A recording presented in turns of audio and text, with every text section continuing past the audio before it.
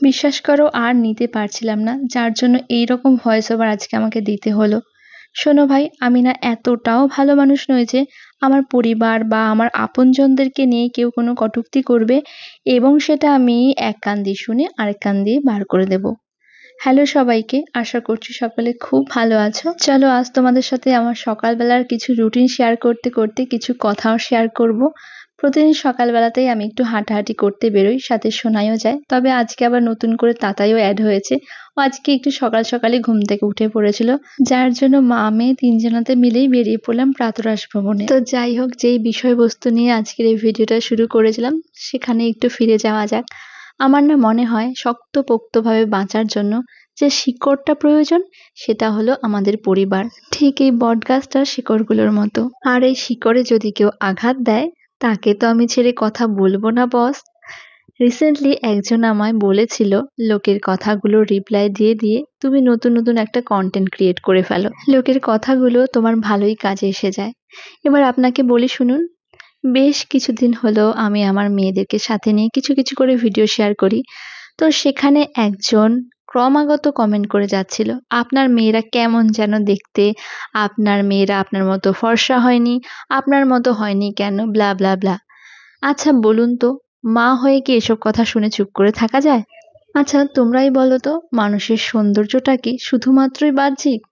তার চিন্তাধারা, তার দৃষ্টিভঙ্গি, তার ব্যবহার, এইসব জিনিসও তো মানুষকে সুন্দর করে তোলে, তাই না? আজকাল কিন্তু চাইলেই বাহ্যিক সৌন্দর্যটাকে বৃদ্ধি করা যায়, তবে যে মনটা রয়েছে সেটাকে কিন্তু কখনোই পরিবর্তন করা যায় না।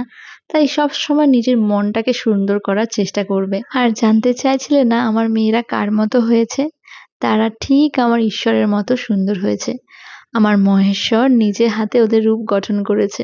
অন্ততপক্ষে তারা মানুষ হয়েছে, আপনার মতো কিন্তু অমানুষ হয়ে যায়নি। কোথায়, কখন, কাকে কি কথা বলতে হয়, এই সামান্য কমন সেন্সটুকু আপনার মধ্যে নেই। যাই হোক, কথায় কথায় অনেক কথা বলে ফেলেছি। যদি ভুল কিছু বলে থাকি তাহলে প্লিজ আমাকে ধরিয়ে দেবেন, কমেন্ট বক্স খোলা রইল।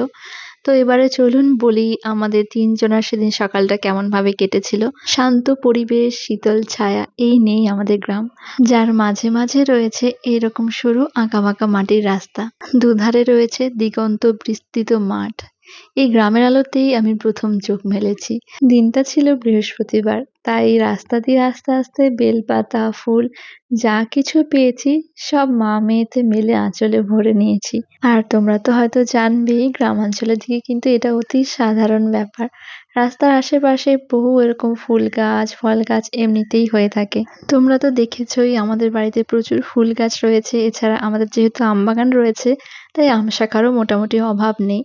কিন্তু আজকে আমার খুব ইচ্ছে ছিল রাস্তায় যা পাবো সেগুলো কুড়িয়ে নিয়ে মা লক্ষ্মীর পুজো করব। আর এই সরু মাটির পথটা ধরে যখন যাচ্ছিলাম দেখলাম একটা জায়গায় কিছু তিল ফুল হয়ে আছে।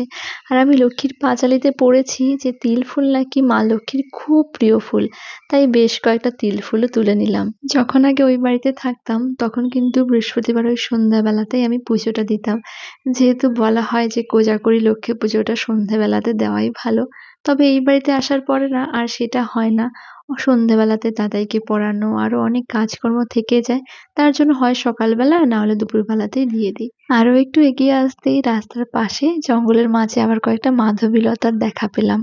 সোনাইকে বললাম, মা গিয়ে একটু তুলে নিয়ে আয় না ফুলগুলো। সাথে তাতাইও আবার গেল, কিন্তু তাতাই যাওয়ার আগেই সোনাই সব ফুলগুলো তুলে ফেলেছিল, যার জন্য তাতাই আবার একটু রাগ হয়ে গেল। এই দুই মেয়েকে নিয়ে আমার প্রচুর সমস্যা। এ কিছু করলে ও রেগে যায়, ও কিছু করলে এ রেগে যায়, কি যে করব।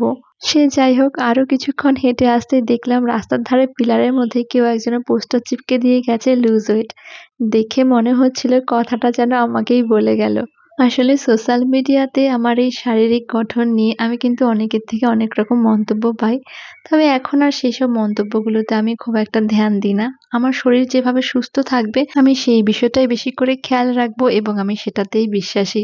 তিনজনাতে মিলে কিন্তু পুরো গ্রামটাই এক পাক ঘোরা হয়ে গেল এবং অবশেষে যে জায়গা থেকে শুরু করেছিলাম সেখানেই চলে আসলাম। এই বটগাছটা কিন্তু ভিডিওর শুরুতেই তোমরা দেখতে পেয়েছিলে। তো যাওয়ার সময় ইচ্ছে হলো চলো ৩ জনা মিলে একটু ঝুড়িগুলো ধরে ঝোলা যাক। তাড়াতাড়ি সোনাই তো বেশ ভালোই ঝুলছিল, তবে আমার দ্বারা আর হলো না। যখন বাড়ি থেকে রওনা দিয়েছিলাম তখন এই পুকুরটাও ফাঁকা ছিল। এখন দেখলাম একটা হাঁস একাকী সাঁতার কেটে বেড়াচ্ছে। সোনাই আবার পাশের মাঠগুলোতে কি একটা ফুল দেখতে পেয়েছিল, ছুটে চলে গেল সেগুলো আনতে। এইগুলো কলমি শাকের ফুল। আমি যেহেতু ফুল জিনিসটা একটু বড্ড বেশি ভালোবাসি, তাই সোনাই সব সময় হয় টিউশন থেকে ফিরতে নাহলে স্কুল থেকে ফিরতে কোনো না কোনো ফুল নিয়েই আসবে আমার জন্য। আর এই যে বেঁধে গেল লঙ্কা কাণ্ড। এতক্ষণ দুজনা মিলে কত আদর ভালোবাসা খেলাধুলো, আর হট করে কখন যে কি হয় এদের মধ্যে। এমনিতেই দাদার একটু রাগটা বেশি, সোনাই তো সব সময় রেডি থাকে ওকে কিভাবে রাগাবে।